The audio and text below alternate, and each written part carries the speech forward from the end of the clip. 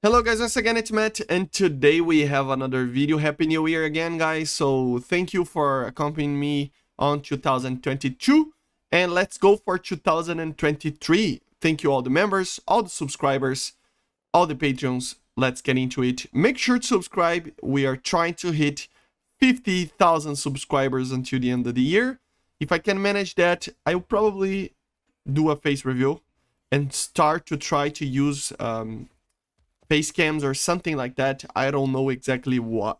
It's too early for now, but still, I have this idea in mind. So help me out there getting to 50k, and let's get into it. So the continuation of last day's videos talking about the performance of aircraft, and we're going to talk about the tornadoes. We're going to see the Tornado IDS, the Tornado, of course, all of them are IDSs, but the Italian one, the German one, and the UK one. Let's use the overlay program that I'm using, War Thunder real-time information, to get the info on thrust and AOA and climb and other things. And yeah, show a little bit of a bug, or I don't know, it's just weird. I'm going to show to you guys probably why the Tornado is such a slow aircraft, to be honest. But still, let's get into it. Let's start with the worst Tornado ever, the Tornado GR1. So here we are, Jesus Christ. Let's get going. So as you see on the left side there, we can see the power, we can see some other information that are important for an aircraft to work. And yeah, let's get in with it. Let's test it out, the max speed of it with the thrust that it produces in optimal conditions. Remember, depends very much on air temperature, pressure of air as well, and also the speed of the aircraft. The faster you are, normally the higher the thrust of an aircraft is, because it's emitting more air. So yeah, that's why the static power, which is the one that you see in the X-ray, is not the real power of the aircraft, right? So yeah, we are already at 2 engines of 72 kilonewtons, as you see it is increasing. So we are already at around, now we are at around 150 kilonewtons, so producing the same power as the F-16, but with a much heavier aircraft.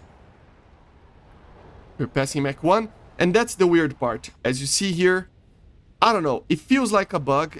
Almost every aircraft is made to actually produce more power when they are Mach 1 plus, but the Tornado, just when you get to Mach 1, it stops gaining power. So let me show to you guys again. It is really weird. Maybe it's a bug or something.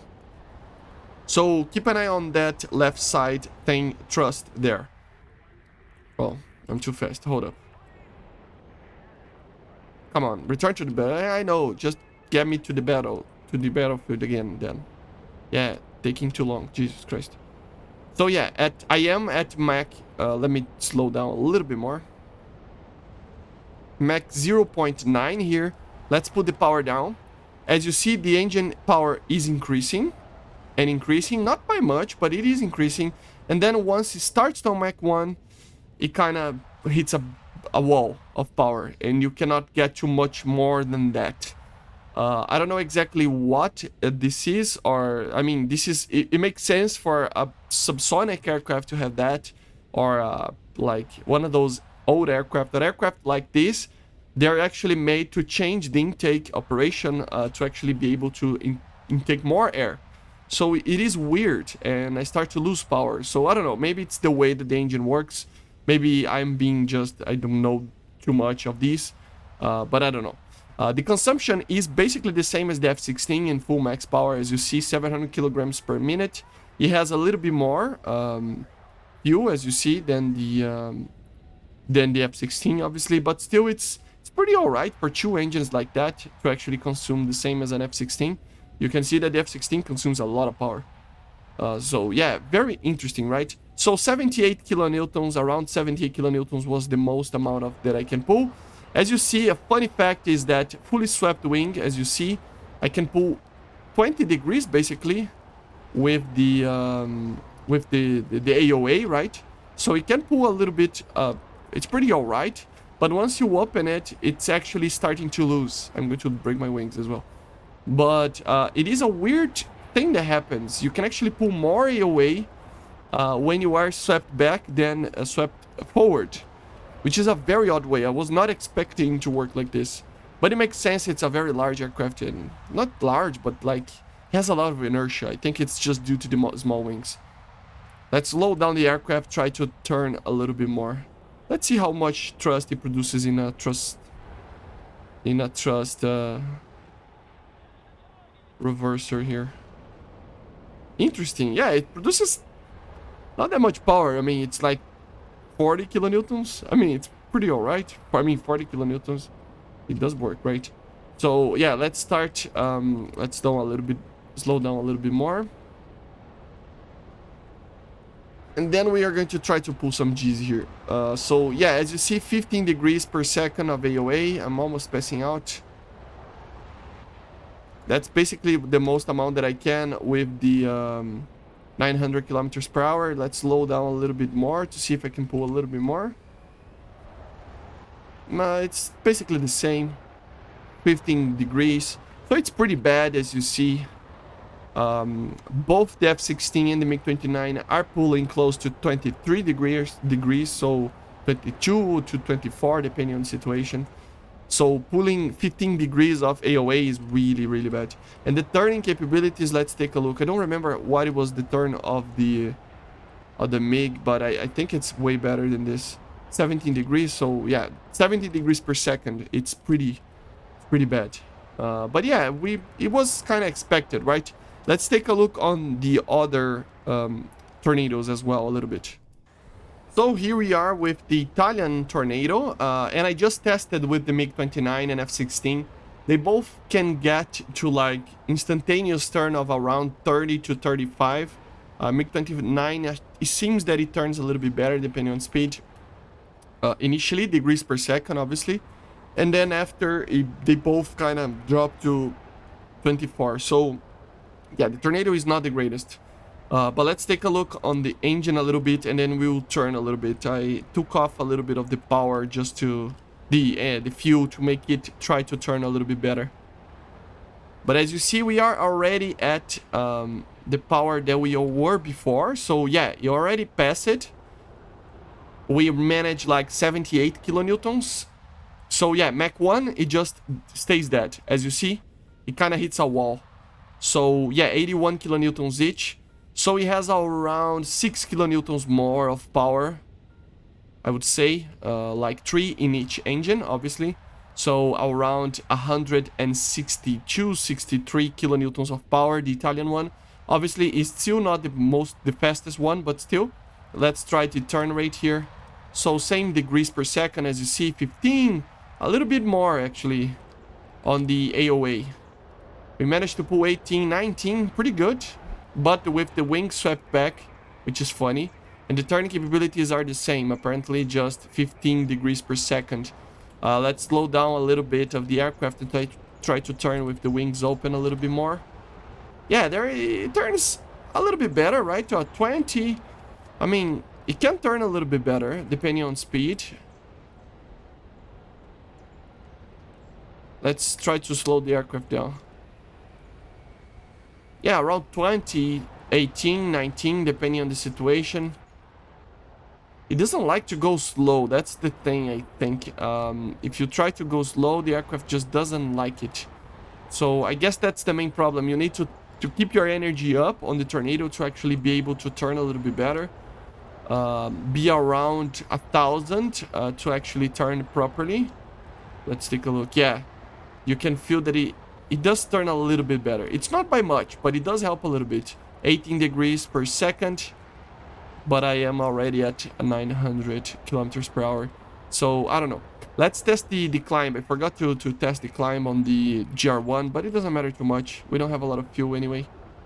Oh my god, I almost crashed.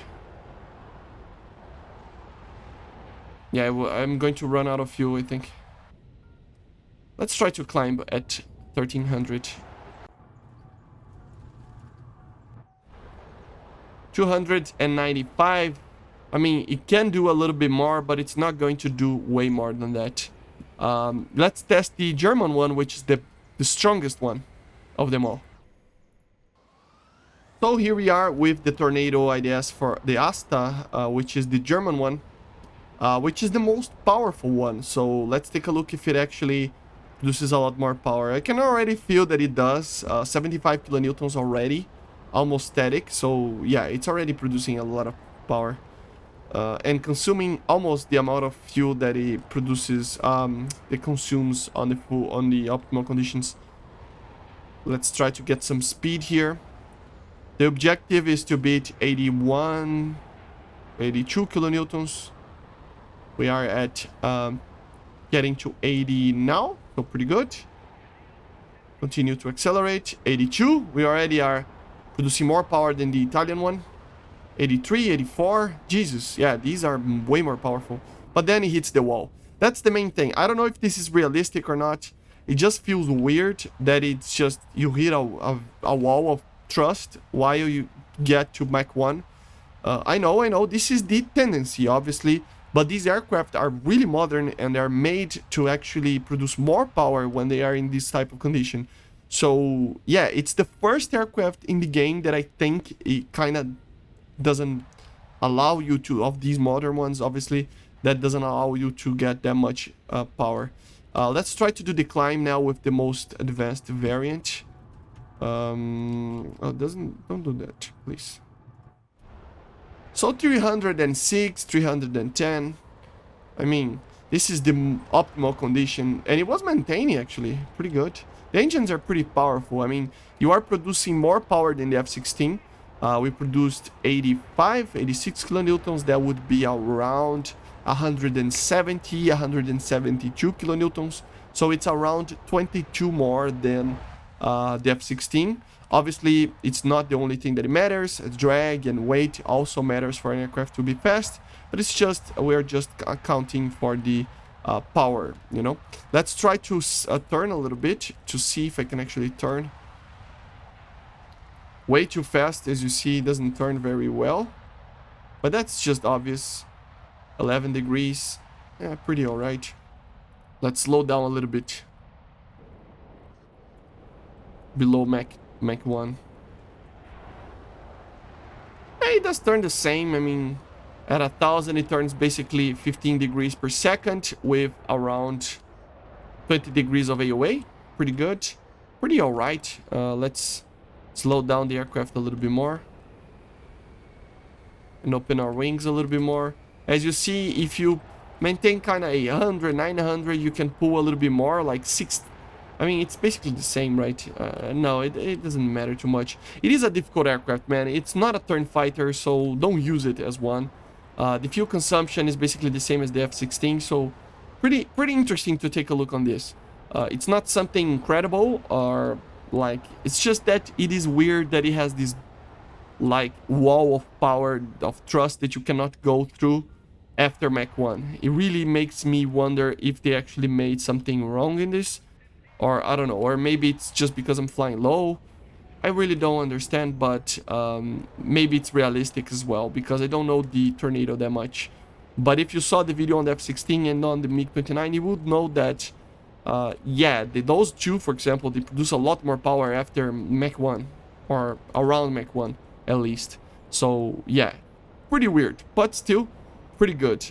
If you consider that, I mean, in military power, it's producing basically the static power of a MiG-21 each engine. So yeah, it's like two MiG-21's engines in one. So yeah, it's pretty good, man. The power is very good in these engines.